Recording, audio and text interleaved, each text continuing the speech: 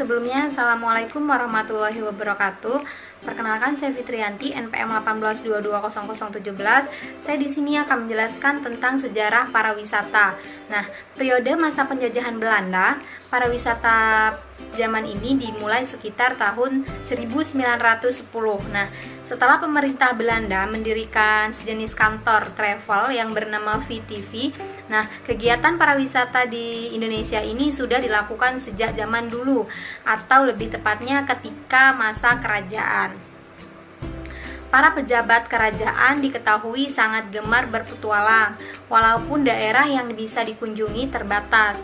Karena terbatasnya sarana dan prasarana pada waktu itu, sejarah pariwisata di Indonesia ini sendiri dibagi menjadi 3 periode, yaitu yang pertama periode masa penjajahan Belanda, yang kedua periode masa pendudukan Jepang, dan yang ketiga periode setelah Indonesia merdeka.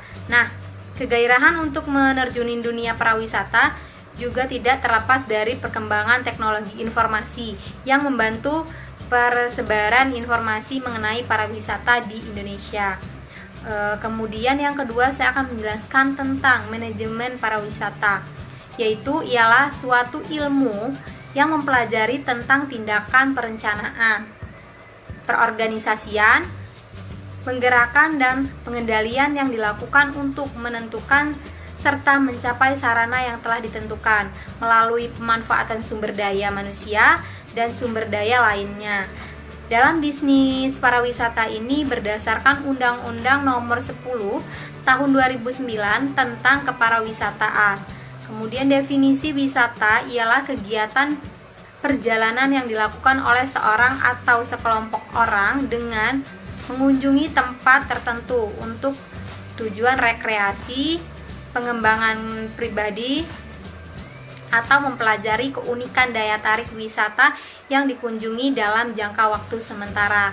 Sedangkan pariwisata adalah berbagai macam kegiatan wisata dan didukung dengan fasilitas serta layanan yang disediakan oleh masyarakat, pengusaha, pemerintah, dan pemerintah daerah. Cukup sekian yang bisa saya sampaikan. Saya akhiri. Wassalamualaikum warahmatullahi wabarakatuh. Assalamualaikum warahmatullahi wabarakatuh. Izin memperkenalkan diri. Perkenalkan, nama saya Cahya Rahmawati. Saya dari Prodi Pendidikan Sejarah Universitas Muhammadiyah Metro. Di sini saya akan menjelaskan mengenai pengertian manajemen pariwisata menurut para ahli.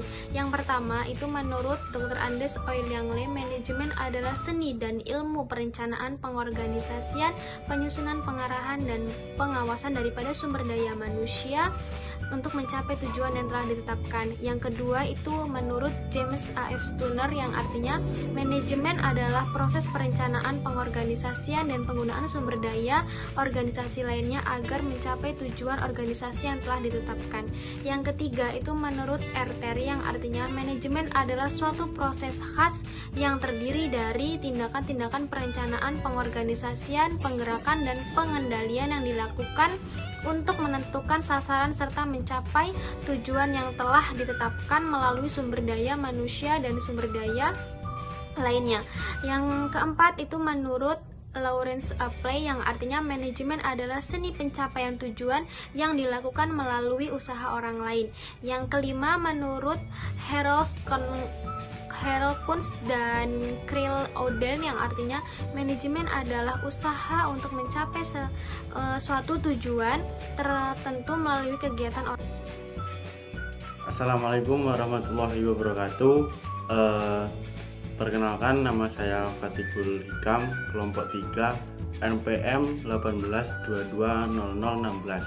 Nah, di video kali ini saya akan melanjutkan penjelasan dari Fitrianti dan Cahya.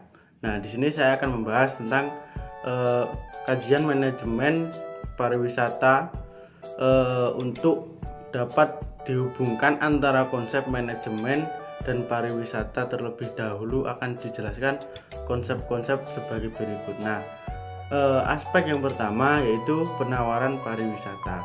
Nah, menurut Medlik tahun 1980 ada 4 aspek yang harus diperhatikan dalam penawaran pariwisata. Nah, aspek-aspek ini adalah yang pertama, attraction, daya tarik, di mana daerah tujuan wisata dalam menarik wisatawan hendaknya memiliki daya tarik, baik daya tarik berupa alam maupun masyarakat dan budaya.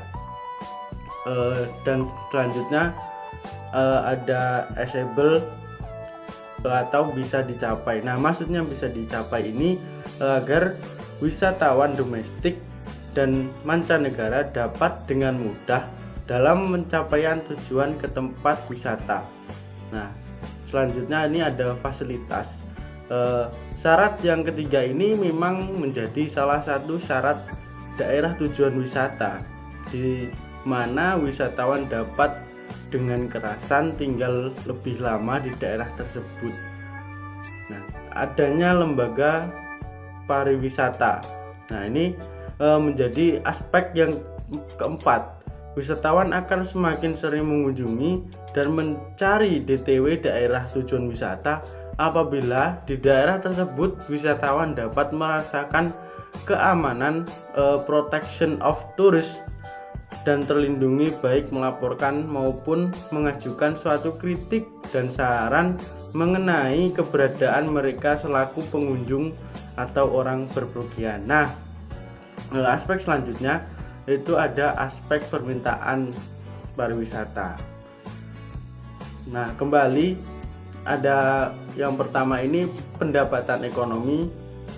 Pendapatan para ekonomi mengatakan di mana permintaan pariwisata menggunakan pendekatan elastisitas atau pendapatan dalam menggambarkan hubungan antara permintaan dengan tingkat harap ataukah permintaan dengan variabel lainnya. Nah, adanya pendekatan geografi. Sedangkan para ahli geografi berpendapat bahwa untuk menafsirkan permintaan harus berpikir luas dari sekedar penaruh wisata karena suatu alasan tertentu. Nah, ada lagi pendekatan psikologi. Para ahli psikologi berpikir lebih dalam, yang dimana para ahli psikologi ini ya memiliki argumen bahwasanya peminatan wisata itu ditentukan oleh psikologi masing-masing wisatawan. Nah, untuk selanjutnya di sini saya akan menjelaskan faktor-faktor yang mempengaruhi permintaan pariwisata. Menurut Medik tahun 1980 dalam Arianto 25, faktor-faktor utama dan faktor lain yang mempengaruhi permintaan pariwisata dapat dijelaskan sebagai berikut. Yaitu yang pertama, harga. Faktor harga ini sangat mempengaruhi. Ketika harga yang tinggi pada suatu daerah tujuan wisata, maka akan memberikan suatu imbas atau timbal balik pada wisatawan yang akan berpergian atau calon wisata, sehingga permintaan wisata pun akan berkurang, begitupun sebaliknya. Nah, yang kedua ada pendapatan. Apabila pendapatan suatu negara tinggi, maka kecenderungan untuk memilih daerah tujuan wisata sebagai tempat berlibur akan semakin tinggi dan bisa jadi mereka membuat sebuah usaha pada daerah wisata jika dianggap menguntungkan.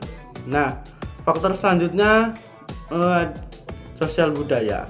Dengan adanya sosial budaya yang unik dan bercirikan, atau dengan kata lain berbeda dari apa yang di negara calon wisata berasal, maka peningkatan permintaan terhadap wisata akan tinggi. Hal ini akan membuat sebuah keingintahuan dan pengalian pengetahuan sebagai khasanah kekayaan pola pikir budaya mereka.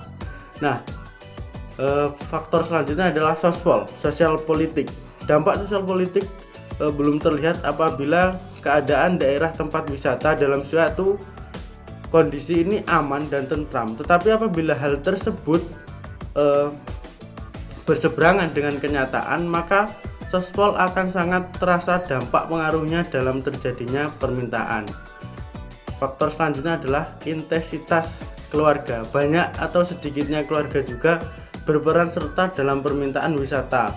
Hal ini dapat diratifikasi bahwa jumlah keluarga yang banyak, maka keinginan untuk berlibur dari suatu keluarga tersebut akan semakin besar. Hal ini dapat dilihat dari kepentingan wisata itu sendiri. Nah, yang selanjutnya ini ada harga barang komplementer. Merupakan sebuah barang yang saling membantu, atau dengan kata lain barang komplementer adalah barang yang saling melengkapi, dimana apabila dikaitkan dengan pariwisata, barang komplementer ini sangat menjadi objek wisata yang saling melengkapi dengan objek wisata lainnya.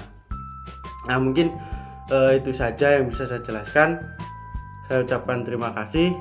Wassalamualaikum warahmatullahi wabarakatuh.